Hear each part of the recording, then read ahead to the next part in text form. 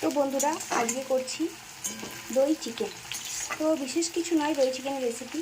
এই যে পেঁয়াজগুলো হালকা ব্রাউন করে ভেজে নিচ্ছি, আর ফোড়নে দিয়েছি দারচিনি, একটা তেজপাতা, শুকনো লঙ্কা, এই যে এলাচ, আর হচ্ছে লবঙ্গ, গোলমরিচ, আর হচ্ছে একটু সাজিরে। তোমাদের যদি সাজিরে না থাকে তোমরা এমনি জিরেও দিতে পারো ফোড়নে।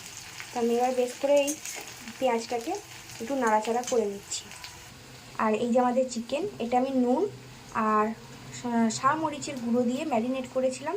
তোমরা চাইলে গোলমরিচ গুঁড়োও ব্যবহার করতে পারো। আর হচ্ছে একটু তেল, ব্যাস এই দিয়ে ম্যারিনেট করে রেখেছি। এই চিকেনটা রান্না হবে। তো পেঁয়াজটা খুব একটা লাল লাল করে ভাজবো না, তার আগেই আমি আদা রসুন পেস্টটা দিয়ে দিয়েছি, তোমরা দেখতেই পাচ্ছ।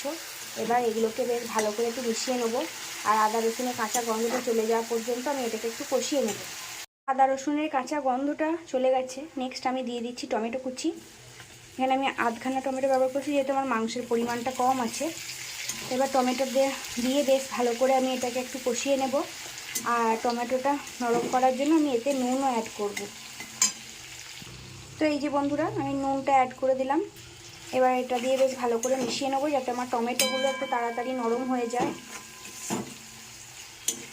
আর হ্যাঁ, আমি এই রান্নাটা সাদা তেলেই করছি, তোমরা চাইলে সরষের তেলেও করতে পারো, তবে সাদা তেলে করলে টেস্টটা আরও ভালো হয়, সেই জন্য।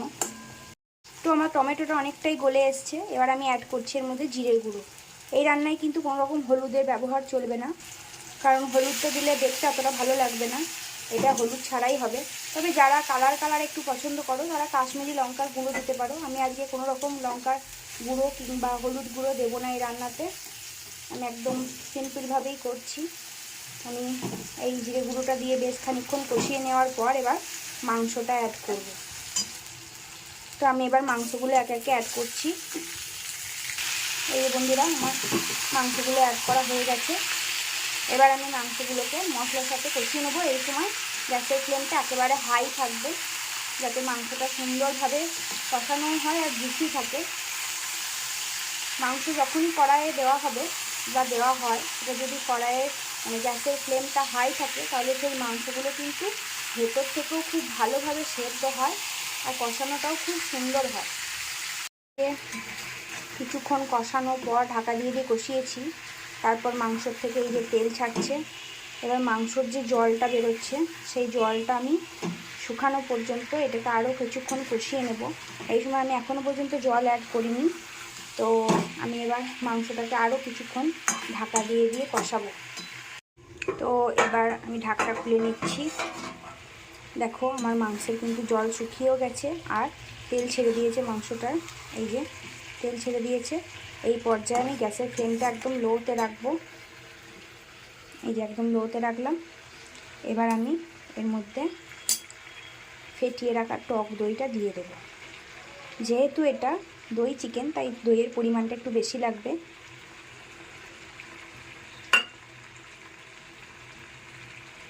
দইটা দেওয়ার পর আমি এটাকে ভালো করে একটু মিশিয়ে নেব মাংসের সাথে। গ্যাসের ফ্লেমটা লোটা যদি না রাখা হয়, তাহলে কিন্তু দইটা ফেটে যাওয়ার সম্ভাবনা থাকে। সেই কারণেই আমি দইটা বেশ ভালো করে মাংসের সাথে মিশিয়ে নেব।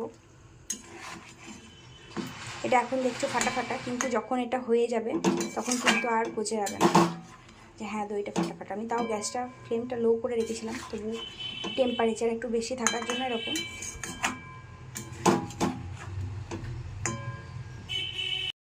এরপর আমি দিয়ে দিচ্ছি চিনি 1 চামচ পরিমাণে।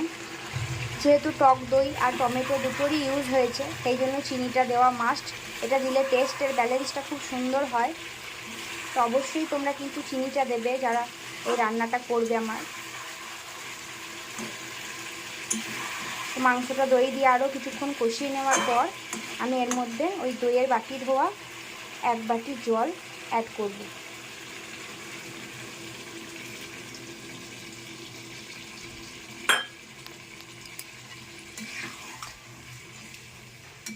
গ্রেভির জন্য।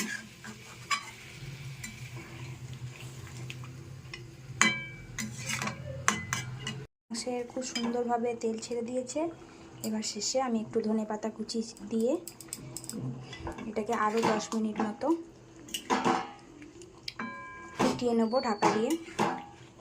তারপর আমাদের দই চিকেন মোটামুটি রেডি।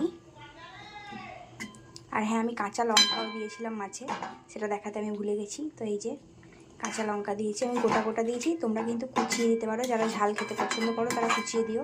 আমার মেয়ে খাবে, সেই জন্য আমি এটা গোটা গোটায় রেখেছি। তো এই যে আমাদের দই চিকেনের ফাইনাল লুক। দই চিকেন এবার কমপ্লিট সার্ভ করার জন্য। তোমাদের সবারই রেসিপিটা কেমন লাগলো সবাই একটু কমেন্টের মাধ্যমে জানিও। টাটা বন্ধুরা, সবাই ভালো থেকো, সুস্থ থেকো।